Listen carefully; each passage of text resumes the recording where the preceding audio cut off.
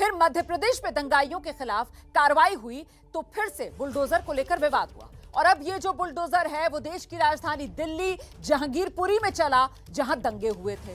आरोप लग रहे हैं कि दरअसल साजिश के तहत ये दंगे हो रहे हैं। तो फिर सवाल ये पूछा जाएगा कि क्या देश को बदनाम करने की साजिश के तहत ही दंगे कराए जा रहे हैं? सी वोटर यही सवाल लेकर गया लोगों के बीच, और ये आंकड़े जवाब के तौर पर आपके सामने हैं, जहां 54% लोगों का मानना है कि हां, देश को बदनाम करने की साजिश के तहत ही दंगे कराए जा रहे हैं, और 22% ना में जवाब दे रहे हैं, 24% कह रहे हैं पता नहीं। आगे बढ़ते हैं। राजस्थान में चुनाव अगले साल होने हैं, लेकिन करौली हिंसा को लेकर अभी से सियासत गर्म है। बीजेपी अध्यक्ष जेपी नड्डा कल बैठक कर नेताओं को जीत का मंत्र भी दे चुके हैं, और अब कांग्रेस पीके के प्लान से राजस्थान में दोबारा सत्ता में वापसी की तैयारी कर रही है। तो फिर सवाल ये कि क्या पीके की संजीवनी से कांग्रेस को सत्ता मिलेगी? अब लगभग ये तय हो चुका है कि कांग्रेस को सियासी संजीवनी देने के लिए प्रशांत किशोर हनुमान के रोल में आ चुके हैं। एक के बाद एक बैठकों के जरिए कांग्रेस को पटरी पर लाने का प्लान तैयार किया जा रहा है। शनिवार को पीके के साथ लोकसभा चुनाव पर चर्चा हुई। सोमवार को हिमाचल और गुजरात चुनाव पर मंथन। सोमवार को ही पीके की मौजूदगी में महबूबा मुफ्ती से मुलाकात।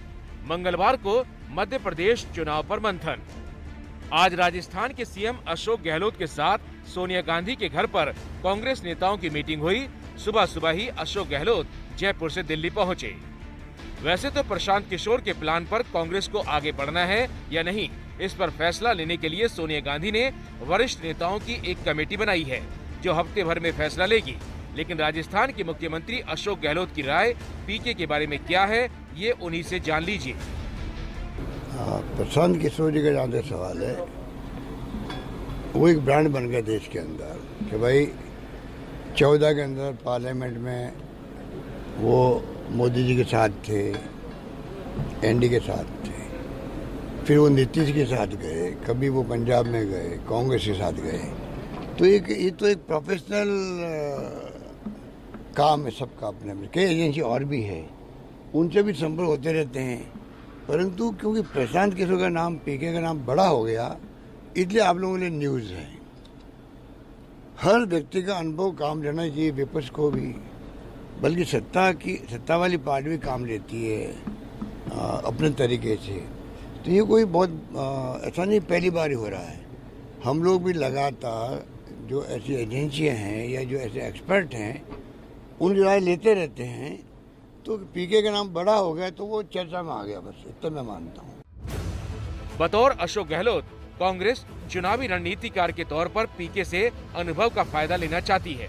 वैसे चर्चा इस बात की हो रही है कि प्रशांत किशोर सक्रिय तौर पर कांग्रेस ज्वाइन कर सकते हैं। कांग्रेस के उच्च सूत्रों ने एबीपी न्यूज को बताया है कि प्रशांत किशोर की औपचारिक भूमिका को लेकर अब तक कोई फैसला नहीं हुआ है, लेकिन पीके लगातार तमाम राज्यों में कांग्रेस के रिवाइवल प्लान पर बैठकें करते रहेंगे। अटकलें तो यहां तक है कि अगर पार्टी में शामिल करने का फैसला होता है तो पीके कांग्रेस के महासचिव बनाए जा सकते हैं। इस वक्त राहुल गांधी विदेश गए हुए हैं, और जिस तरह से पीके के साथ राज्य के नेताओं की बैठक हो रही है, उससे संकेत साफ है कि राहुल ने प्रशांत किशोर को रणनीति बनाने की पूरी छूट दे दी है। वैसे भी प्रशांत किशोर का चुनावी रिपोर्ट कार्ड उन्हें मजबूत बनाता है। 2014 में लोकसभा चुनाव में पास, 2015 बिहार विधानसभा चुनाव में पास, 2017 पंजाब चुनाव में पास, 2018 तेलंगाना चुनाव में पास, 2019 आंध्र चुनाव में भी पास, 2020 दिल्ली चुनाव में पास रहे, 2021 बंगाल चुनाव में भी पास रहे, और 2021 में ही तमिलनाडु चुनाव में भी पास हुए। सिर्फ एक बार 2017 में यूपी चुनाव के दौरान उनकी रणनीति फेल हुई थी, जिसको लेकर पिछले साल कांग्रेस में उनकी एंट्री का मामला फंस गया था। लेकिन अब लग रहा है कि पीके कांग्रेस के हनुमान बनकर ही रहेंगे।